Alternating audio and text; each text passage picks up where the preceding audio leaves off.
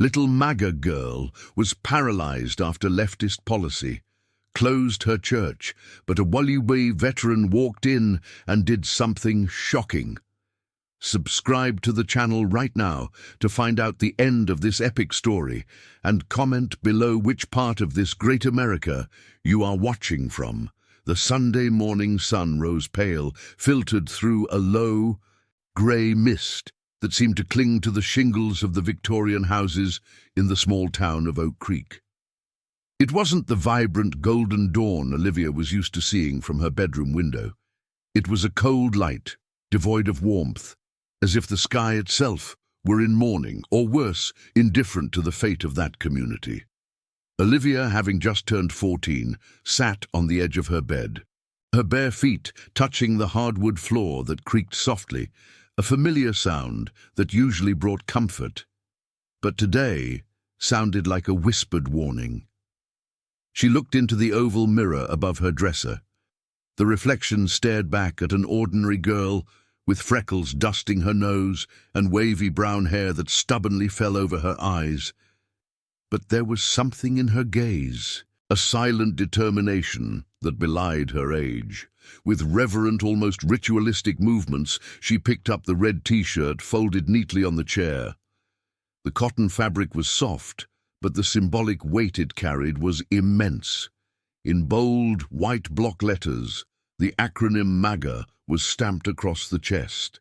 To many outside that town, or to the shrill voices she heard on television and the internet, those letters were an invitation to scorn, a target for hate, but for Olivia, they were armor. They were a connection to her grandfather, who had told her stories about an America where doors weren't locked at night and where a neighbor's word meant more than a signed contract. They were a symbol of belonging to something bigger than herself, a silent declaration that she still believed, even when the world around her seemed to have stopped. Pulling on the shirt, Olivia felt for a brief moment protected. She smoothed the fabric, took a deep breath, and grabbed her small, worn, leather-bound Bible, a gift from her late grandmother. The edges of the pages were gilded by time, and the scent of old paper and lavender radiated from the holy book. That book was her anchor. In recent months, as school became an increasingly hostile place, where teachers spoke of deconstructing values and classmates side-eyed her for her beliefs, the church had become her only true refuge. The white brick sanctuary on the corner of Main Street wasn't just a building, it was the last bastion of sanity, the place where she could just be Olivia, the girl who loved her country and her God, without being judged as an enemy of progress. She went downstairs, the house silent. Her parents had already left early to help prepare the community coffee hour that always took place before the service. Olivia liked the solitary walk there. It was her time to talk to God, to watch the town wake up. But as she opened the front door and stepped onto the porch, the silence of the street hit her with the physical force of a shove. There was no distant hum of lawnmowers, no laughter of children running in yards, and most disturbingly, there were no bells. By this time, the great bronze bells of the First Baptist Church should have been calling the faithful, their deep tolls reverberating in the chest of every resident, a constant reminder of the divine presence. Today, however, there was only the wind hissing through the dry branches of the oaks and the distant, almost imperceptible drone of traffic on the interstate. The silence wasn't peaceful, it was absent, a vacuum that left Olivia unsettled, causing her to clutch the Bible against her chest tighter, her fingertips turning white. She began to walk. The concrete sidewalk, cracked in places by the roots of ancient trees, seemed to stretch on endlessly. As she advanced down Main Street, Olivia noticed details she had tried to ignore in her innocence over the past weeks. Mr. Higgins' bakery window, which always displayed American flags and celebratory cakes, was now strangely empty, with a closed for inventory sign that looked permanent. Colorful posters with slogans about new beginnings and mandatory equity were plastered on light poles, covering the old notices for community fairs and prayer groups. The town was changing, its identity peeled away layer by layer, replaced by something generic, cold and bureaucratic. Olivia felt a lump in her throat. She was just a child, but she had the sharp intuition of someone living under pressure. She knew her red shirt attracted stares. A car with tinted windows passed slowly, and she felt someone's eyes evaluating her from inside, judging her. She lifted her chin, refusing to bow her head. "Courage," she whispered to herself. "The church is just right there." The image of the sanctuary gave her strength. Pastor Miller would be there waiting with a warm smile. Mrs. Gable would be playing the organ. There, she would be safe. She turned the last corner, her heart racing with the anticipation of relief. Her eyes sought the white steeple that had always served as her true north. The structure was there, imposing against the grey sky, but something was terribly wrong. The first thing she noticed was the absence of people. The front lawn, usually teeming with families greeting one another, men shaking hands and children running in their Sunday best, was deserted. Dry leaves rolled across the concrete, untouched. The parking lot was empty, save for a single black car, modern, official, parked diagonally across two handicap spots, like a deliberate affront. Olivia stopped in the middle of the street, her worn-out Converse All-Stars seeming glued to the asphalt. Her breathing became shallow. She forced her feet to move, step by step, drawn by a gravitational pull of horror toward the main entrance. As she got closer, the brutal reality came into focus. The great double oak doors, which for over a century had remained open for any weary soul, were closed. And not just closed. Thick chains of black iron, the kind used for towing trucks or securing industrial cargo, were looped through the polished brass handles. The chains wrapped around and around, like metallic snakes choking the entrance, joined in the center by a heavy, grotesque padlock, a vivid yellow that screamed, "Danger!" This wasn't a security measure, it was a message. It was a visual violation, a brutal scar on the face of that holy place. The air vanished from Olivia's lungs. She felt a sudden dizziness, the world spinning slightly. Her 14-year-old mind struggled to process the image. Why? How was this possible? It was God's house. No one locks the Father's house. No one forbids the children from entering. She reached the foot of the steps. Above the chain doors, stapled rudely into the noble wood with industrial staples, was an official notice. The paper was white, letterhead stamped with logos of government agencies, with long names and complex acronyms. Red letters stamped diagonally red. Condemned. Code violation. 734B. Non-compliant speech. No! Olivia's voice came out like a broken thread. It can't be. She climbed the first step, her legs shaking uncontrollably. The sensation of helplessness was overwhelming. She looked around, searching for someone, anyone, the deacons, her parents, the pastor, but the street remained deserted. As if the entire town were holding its breath, hiding behind drawn curtains, afraid to be associated with this scene of spiritual crime. She was alone. The little MAGA girl, with her bright T-shirt and small Bible, was the only spot of color and resistance against that grey wall of prohibition. It was in this moment of paralysis and shock, as hot tears began to blur her vision, that she realized the silence wasn't total. There was a sound coming from the top of the stairs, from the shadows cast by the portico columns. It was the rhythmic sound of a pen tapping against a hard plastic clipboard. Click, click, click. Olivia looked up, blinking away the tears. Up there, blocking the path to the chained doors, stood a figure. A man. He stood with a relaxed, almost arrogant posture, leaning against one of the columns. His sky-blue suit was of a modern cut, too tight, contrasting violently with the church's classical architecture. The sunlight, trying to break through the clouds, glinted off something metallic on his lapel, an enamel pin with the colors of the rainbow, polished and shiny. He didn't look like a police officer or a guard. He looked like something much more dangerous to Olivia in that moment. He looked like an owner. He looked down at her, not with compassion, but with a clinical curiosity, like a scientist observing an insect that had just fallen into a trap. The man stopped tapping the pen. He adjusted his thick-rimmed glasses and descended one step, slowly.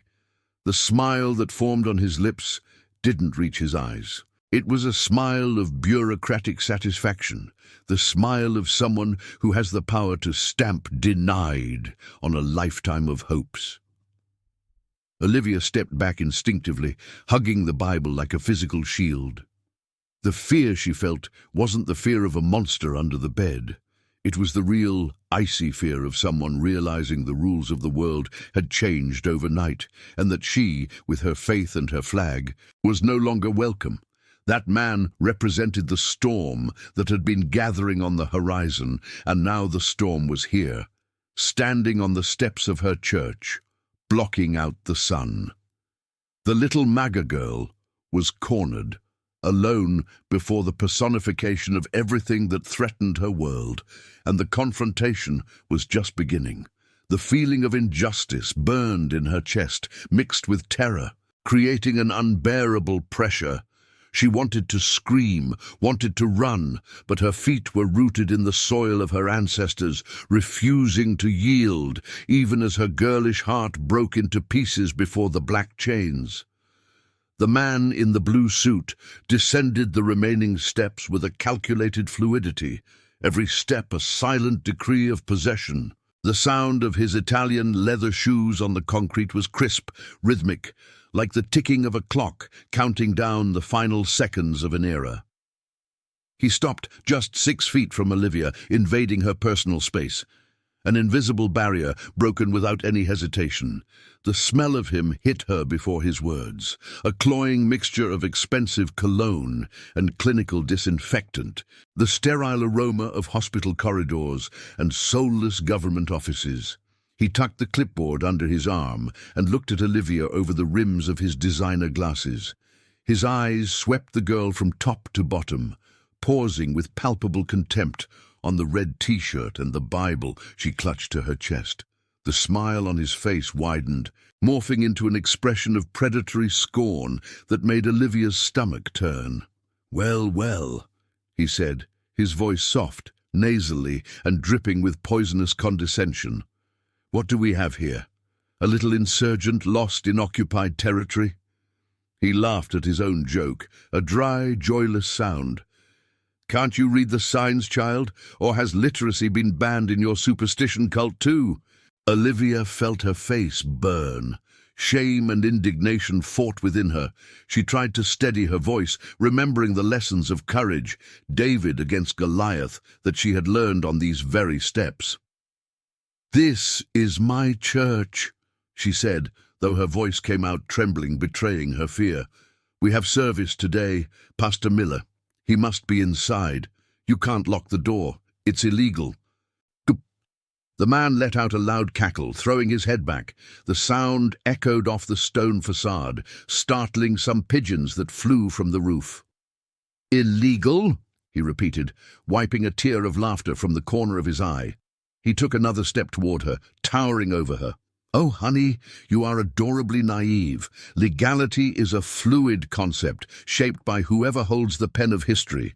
And right now," he tapped the clipboard hard with his index finger, "the pen is with us." He leaned forward, lowering his voice to a conspiratorial and cruel whisper. "Your Pastor Miller was notified months ago. Violation of Article 45 of the Community Safety and Inclusion Act. Hate speech, systemic intolerance, refusal to adopt gender-neutral pronouns in the liturgy. The list is long, tedious, and frankly unforgivable. We just did the favor of shutting down this toxic operation. It's not toxic, Olivia shouted, injustice giving her a sudden surge of energy. It's love. We help people. We give food to the poor. We pray for the sick. The man's expression hardened instantly. The smile vanished, replaced by a mask of cold, ideological fury. You spread lies, he hissed, pointing a manicured finger at her face. You spread archaic myths that impede societal progress. You teach people to worship a God who judges, instead of accepting the fluidity of modern reality. And that charity? It's just a front for indoctrination. He reached out and, with a quick, disrespectful movement, touched Olivia's shoulder, right over the American flag printed on the sleeve of her shirt. Olivia recoiled as if burned, but he kept advancing, cornering her against the iron handrail of the stairs. "And this," he said, pointing to the MAGA acronym on her chest with visible disgust, as if pointing at a sewage stain. "This is the worst of all. You, a child wearing the uniform of hate. It's pathetic. It's child abuse. It's what it is. Your parents should be arrested for allowing you to leave the house dressed like a billboard for outdated fascism." Olivia felt hot tears streaming down her cheeks. Every word was like a physical blow. She didn't understand half the terms he used, systemic intolerance and fluidity, but she understood the hate. She felt the wave of aversion radiating from him. He didn't see her as a 14-year-old girl. He saw her as an error to be corrected, a bug in the perfect system he and his peers were trying to build. "My grandfather fought for this country," Olivia sobbed, hugging the Bible so hard her arms ached. "He says this flag is sacred." "Your grandfather," the man scoffed, rolling his eyes. "Your grandfather was probably another angry white man who couldn't handle change. His world is over, little girl. His America died. We killed it to build something better, cleaner, more controlled." He made a sweeping gesture with his hand, encompassing the closed church and the empty street. "Look around you. The silence is the sound of order. No noisy bells, no shouting preachers. Just peaceful compliance." He consulted his clipboard again, as if bored with the conversation. "Anyway, this building has already been requisitioned. The state is taking it via eminent domain for social welfare. It will be transformed into a center for re-education and climate awareness. The crosses will be removed by Tuesday. The stained glass, well, it's offensive, so it will be painted grey." The image of her beloved church being destroyed, painted grey, turned into one of those cold, soulless buildings, was too much for Olivia. Despair took over. She felt small, crushed under the boot of a giant, faceless bureaucracy. "You can't do that," she cried, her voice cracking. "It's God's house." "God has no jurisdiction here," the bureaucrat retorted coldly. "The Department of Urban Planning and Social Equity does." He took a final step toward her, completely invading her space, using his height to intimidate her. He wanted to see her break. He wanted to see her renounce, wanted to see fear extinguish that defiant light in her eyes. It was the sadistic pleasure of the bureaucratic tyrant. It wasn't enough to win, one had to humiliate. "Now, get out of here," he ordered, his voice cutting like a whip. "Go home, burn that ridiculous shirt, and tell your parents they are on the watch list. If I see you lurking around this property again, I'll call Child Protective Services. I'm sure they'd love to find a more enlightened home for a young lady like you, a place where you can be deprogrammed from this patriotic cult." The threat of being taken from her parents was the final blow. Olivia let out a strangled cry of pure anguish. She looked sideways at the deserted street, desperately seeking a witness, an ally, anyone who could say this was madness, that this was evil. But there was no one. The neighbors were hiding. The world seemed to have turned its back on the truth. She was alone at the foot of the stairs, with the monster at the top, guarding the gates of heaven with iron chains. The leftist smiled, victorious. He saw the defeat in the girl's slumped shoulders, in the trembling of her hands. He had crushed her spirit with just a few sentences and a regulation.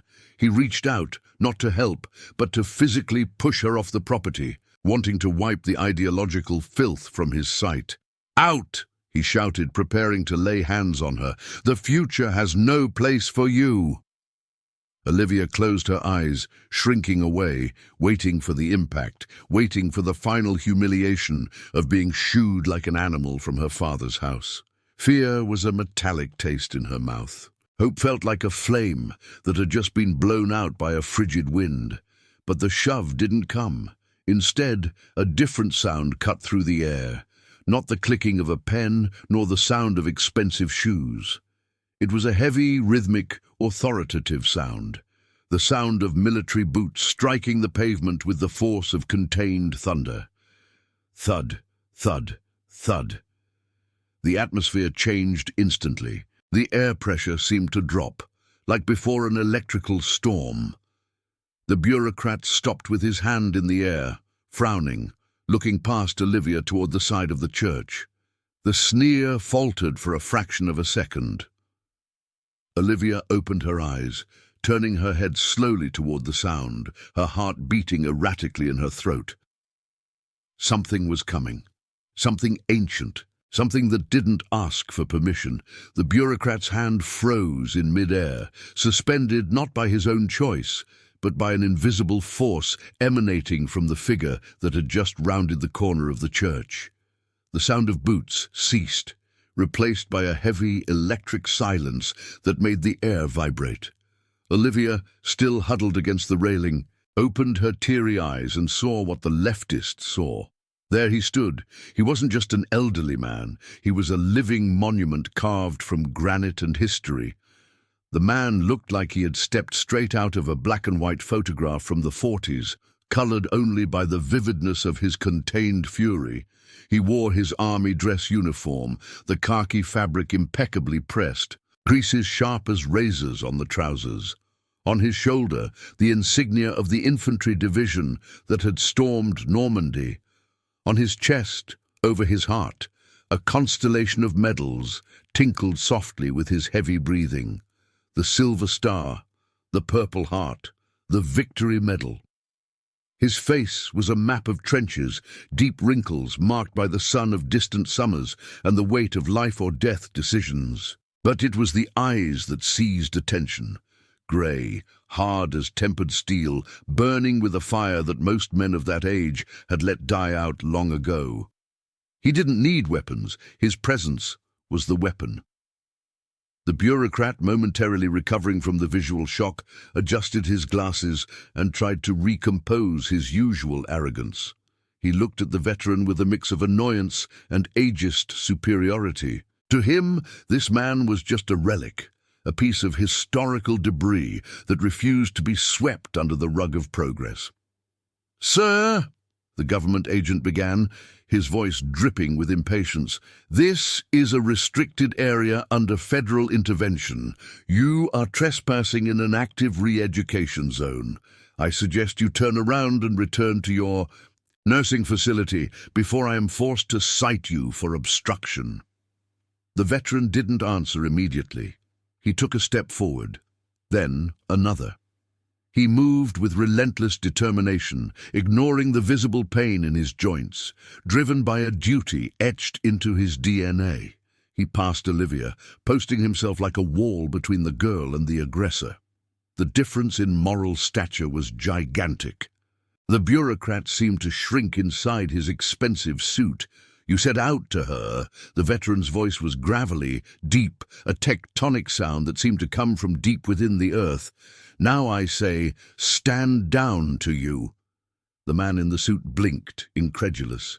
"Excuse me, do you know who you're talking to? I represent the Department of—" "I don't give a damn who you represent," the sergeant cut in, the roar rising in pitch. "I know what you are. I've seen men like you in different uniforms, speaking different languages, but with the same empty stare and the same thirst for control. You're all the same. Bullies with badges. Cowards with stamps." The leftist's face turned red with indignation. No one spoke to him that way. He was the authority. He was the vanguard of the new society. "This is hate speech," he shouted, his voice getting shrill. "You are verbally assaulting me. I will have your pension revoked. I will." He brandished the clipboard like a scepter of power, thrusting it toward the old soldier's chest to emphasize his threat. It was a fatal mistake. With reflexes that belied his age, forged in hand-to-hand combat, where hesitation meant death, the veteran reacted. His left hand came up in a blur and struck the clipboard. The sound of the impact was dry and satisfying. Thwack! The plastic object flew from the bureaucrat's hand, spinning in the air. Sheets of paper and censorship forms, scattering in the wind like useless confetti, before landing noisily on the concrete steps. Shattered. The silence that followed was absolute. The bureaucrat stared at his empty hand, trembling, then at the veteran's face, which was now inches from his own. "I didn't walk through hell on Omaha Beach. I didn't watch my brothers bleed in the snow of the Ardennes to come home and watch a punk in a cheap suit terrorize an American child on the doorstep of God's house," the veteran thundered. The fury in his voice was the voice of an entire generation refusing to be silenced. "You talk about courage. You talk about progress. The only reason you can stand there, breathing this free air and spouting your woke nonsense, is because better men than you died to secure that right, and you used that freedom to oppress a little girl." The veteran pointed a calloused finger, rigid as a bayonet, at the bureaucrat's chest. "This girl," he gestured to Olivia without taking his eyes off the enemy, "has more patriotism in her pinky finger than you will have in your entire mediocre existence. She knows what loyalty is. She knows what faith is. You only know rules you invent to feel powerful." The activist stepped back, stumbling on the first step behind him. Real fear began to set in. He was used to dealing with passive people, citizens cowed by social cancellation. He had no tools to deal with the raw, unapologetic masculinity of this man. You assaulted me," he stammered, trying to victimize himself, the standard tactic of his ideology. "That is physical aggression. I'm calling the police. I'm going to sue you, the girl, the church, all of you." "Call them," the veteran challenged, advancing another step, forcing the man to retreat again. "Call the army, call the National Guard, but until they get here, you are going to get off these steps. You are going to pick up your dirty papers, and you are going to disappear from my sight. Because if you raise your voice to this child one more time, if you try to touch her again, God as my witness, I will forget I'm a civilian, and I will teach you a lesson in discipline your father should have given you 30 years ago." The threat wasn't empty. There was a promise of righteous violence in the old soldier's eyes, a red line the bureaucrat knew he shouldn't cross. The veteran's moral authority was a physical force, a shockwave dismantling the leftist's fallacies. Here, in the real world, far from internet bubbles and safe offices, the fragile ideology of cancellation couldn't withstand the solidity of honor. The bureaucrat looked around, seeking support, but saw that a few cars had stopped on the street. People had gotten out, phones in hand, filming the scene. But they weren't filming to report the old man. They were watching with admiration. The wind seemed to have shifted. The public humiliation he had planned for Olivia was backfiring on him. "You are barbarians," the man hissed, adjusting his jacket with shaking hands, trying to salvage some shred of dignity while backing down the steps, fleeing the sergeant's piercing gaze. "This isn't over. You will pay. The system will crush you. I'll bring a court order that will bulldoze this place to the ground." "We'll be waiting," the veteran replied, motionless as a bronze statue. "And bring more people next time. You're going to need them." The leftist reached the sidewalk, gathered the pieces of his broken clipboard with clumsy haste, and ran to his black car. The door slammed, the engine roared, and he peeled out, tires screeching, fleeing like a shadow fleeing the light. As soon as the car disappeared around the bend, the tension in the veteran's body dissipated slightly, though his posture remained upright. He let out a heavy breath, the weight of age returning slowly. He turned slowly to Olivia. The girl was still paralyzed, eyes wide, tears drying on her cheeks. She looked at him as if he were an angel sent by God himself, dressed in olive drab. The warrior's hard face softened. The wrinkles of fury turned into wrinkles of fatherly concern. He approached her, not as a conqueror, but as a guardian. With difficulty, a knee popping audibly, he crouched down to be at her eye level. "It's all right now, daughter," he said, his voice now gentle, a shocking contrast to the thunder of seconds ago. He pulled an immaculately clean white cloth handkerchief from his pocket and offered it to her. "Wipe your face.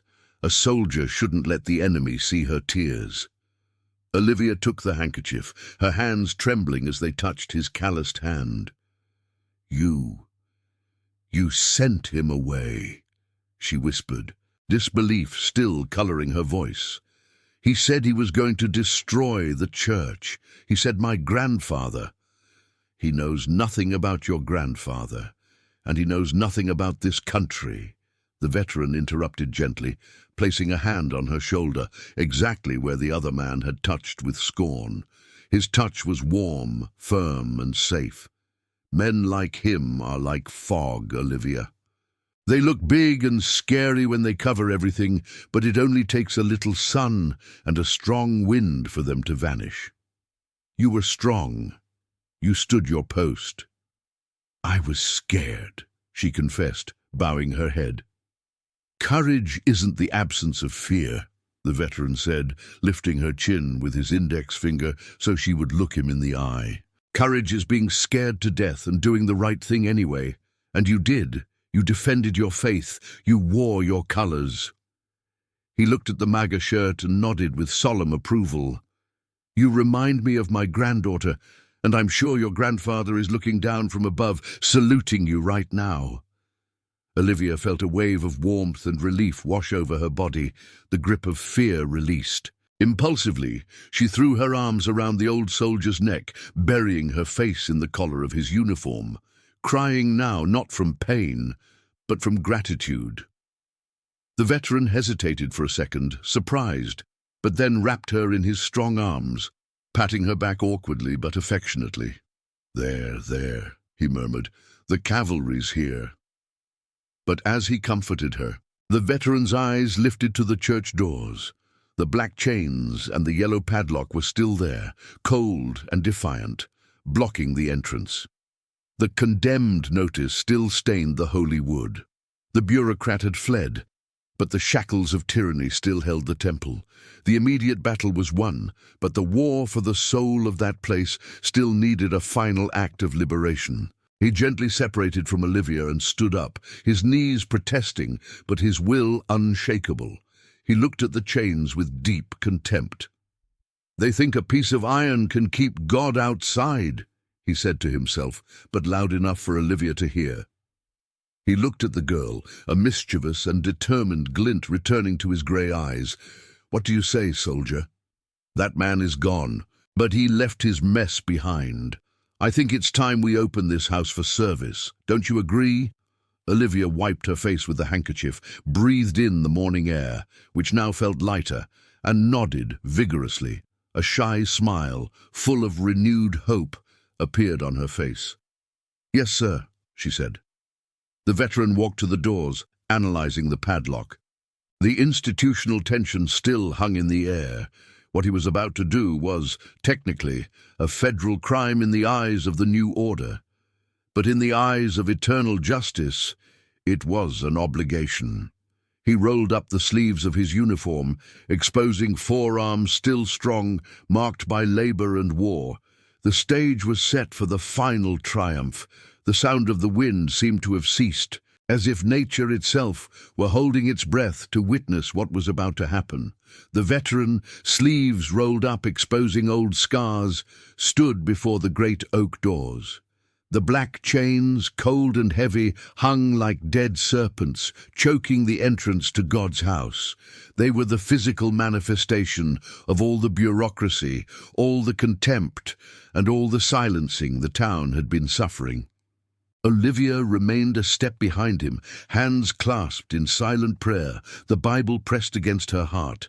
She watched the old soldier's broad back, feeling a mix of residual fear and a new, burning hope. He was the barrier between her and chaos, living proof that honor wasn't just a word in history books. The veteran examined the yellow padlock with a critical eye. "Cowards' tools," he grunted.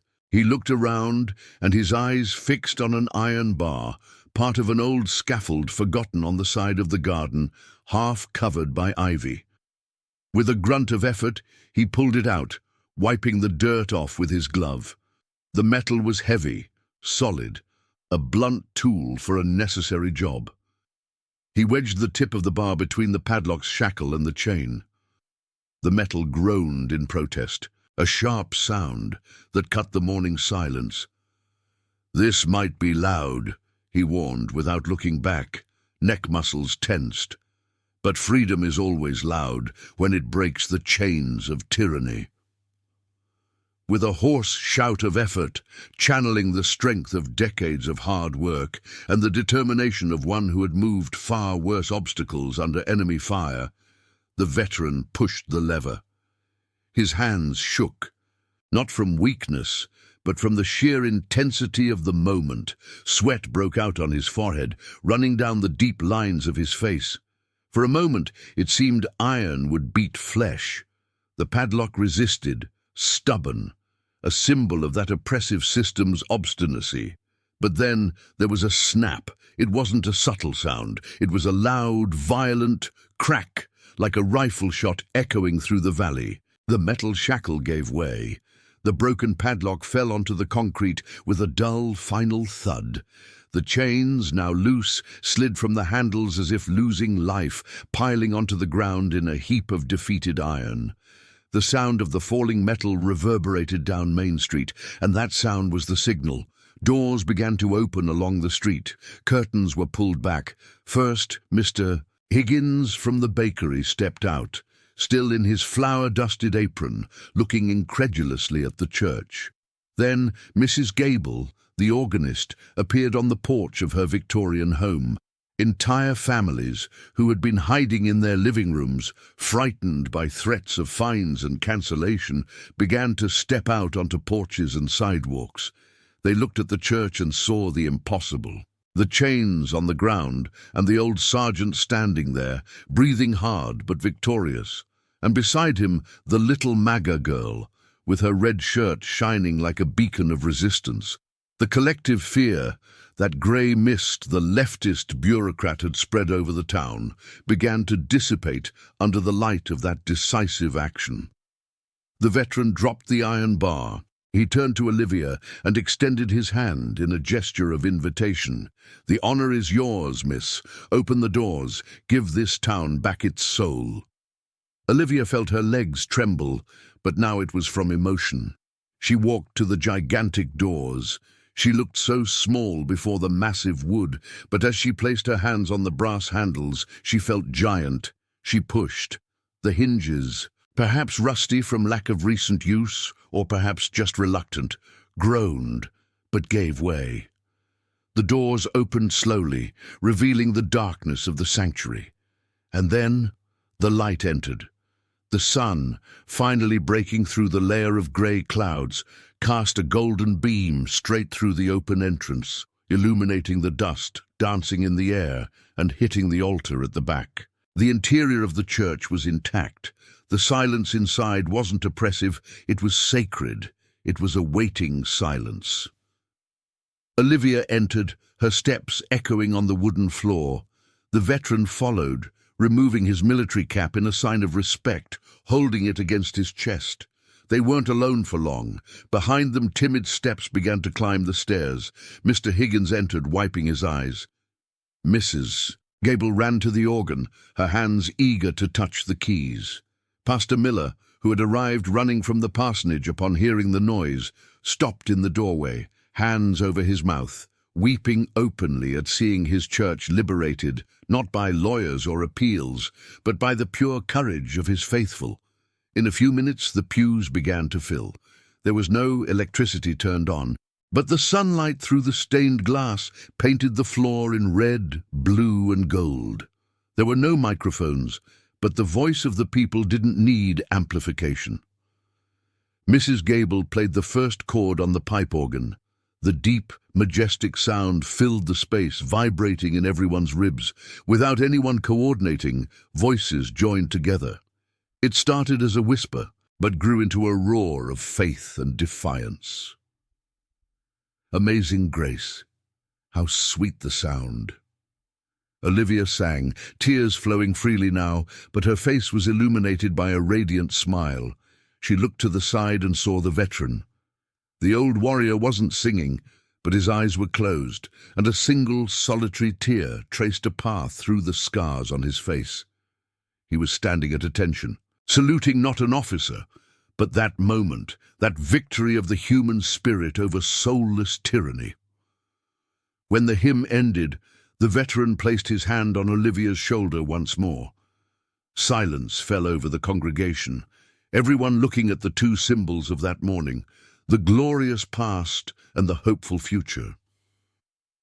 "Never forget how you feel right now, Olivia," he said, his voice firm enough to be heard by the front rows. "Freedom isn't given by bureaucrats in distant offices. It isn't a permission slip granted by the state. It is earned. It is kept by people like you, who refuse to bow their heads when the world says they must kneel." He looked at the congregation, at the faces of hard-working men and women, fathers and mothers, young and old. "They will try to come back," he warned, but now there was a glint of defiance in everyone's eyes. "They will come with new rules, new names for their old tyrannies. They will try to call us old-fashioned, hateful deplorables. But as long as there is an open door and a voice willing to sing the truth, they will never win. Because they don't understand what moves us. They have regulations. We have faith. They have power. We have each other." Olivia looked at her shirt, at the MAGA letters. Before, the man in the suit had made her feel shame for it. Now, she understood what it truly meant. It wasn't just politics. It was about believing that greatness wasn't in the government, but in the hearts of the people. It was about loving her home, her faith, and her freedom enough to defend them when no one else would. Pastor Miller ascended the pulpit, Bible open. "Let us pray," he said, his voice choked with emotion, "and let us give thanks for those God sends to break the chains." Outside, the sun shone brightly now, dissipating the last clouds. The bureaucrat's black car was far away, a bad memory fading in the rearview mirror of history. The church was open. The bells, silent for so long, began to ring. The bell ringer, a young boy inspired by the scene, had climbed the tower and was pulling the rope with vigor. Bong, bong, bong. The sound spread through the town, across the fields, reaching the interstate. It was a sound of triumph, an announcement that the little MAGA girl hadn't been cancelled. She had been forged. Olivia held the veteran's calloused hand. He squeezed her hand back. There in the sunlit sanctuary, the pact between generations was sealed. Traditional America, with its values of faith, family, and freedom, had survived another winter. And as the sacred music and the pealing bells filled the air, it was clear to all. Justice had prevailed, and honor was restored. Ideological tyranny had broken its teeth against the rock of a girl's simple faith and an old soldier's courage. They were home, and they were free.